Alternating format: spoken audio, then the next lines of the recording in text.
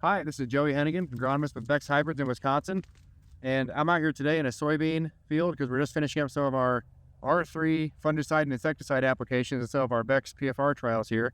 So I thought I'd shoot a quick video to kind of show what some of that looked like and also just do a quick descriptor on R3 soybeans.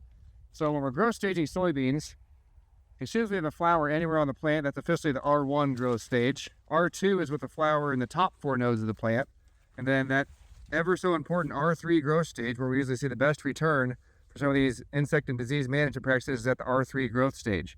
And that's when we've got a 3/16 of an inch long pod on any of the upper 4 nodes of the plant. So in the one I've got here on the video today, we got the first node right here, second, third, and fourth from the top. And if you're right there at that 4th node, we've got a pod that does qualify as that 3/16 of an inch long pod. So we're at early growth stage R3 right now, which again is a great time to do some of those particularly fungicide and insecticide applications. The reason being that most of the plant that is exposed at this growth stage is where most of our yield comes from. So a lot of our yield comes from nodes basically 7 and up, coming from the bottom of the plant, and that's what's currently most visible and gets the best coverage when we're looking at these 30-inch rows right now. So that's a lot of the reason as to why we get the best bang for our buck at this R3 growth stage, where we're looking at doing these applications, and also we're typically ahead of most diseases. And so instead of trying to be a curative application, it's more of a preventative application, trying to keep some of those diseases at bay as we head through what is the rest of now July and August for this soybean crop.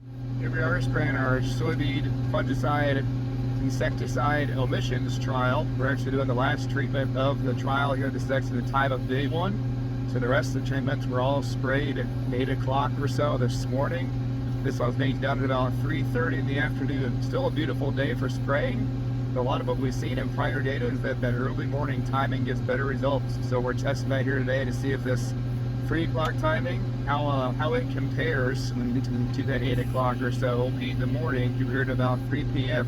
So in this soybean fungicide insecticide emission trial, we tried different spray pressures, different carrier volumes, and even different spray tips to see if we're going to see differences in how well the same application of fungicide insecticide, in this case Beck and Mustang Max, Oregon, on soybeans. So there's much different variables around that fungicide insecticide R3 soybean timing. Along with that R3 soybean timing, we also have the VT R1 corn growth stage pretty much occurring right now as well.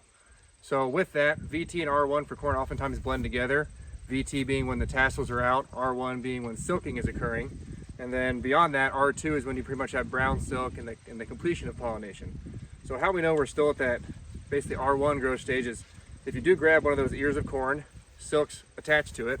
If the silks are still on that ear, don't fall off when you shake it, then pollination is still underway and it is not yet complete. So we're still definitely still looking at that pollen shed time frame and still have pollination occurring.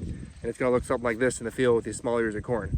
R2 again is brown silk, and that's oftentimes where you get the blister, the visible blister of the kernels really starting to be identifiable, and the silks again will be detached at that R2 growth stage. So again, this VT R1 is a great time for fungicide applications in corn as well. Oftentimes we do start to see disease pressure developing by this time of the season, and it's really good to be able to get ahead of or be right at disease onset rather than playing catch up for some of our more typical diseases. With that though, tar spot oftentimes begs for a later application because it can move in later in the season compared to northern corn leaf blight or gray leaf spot.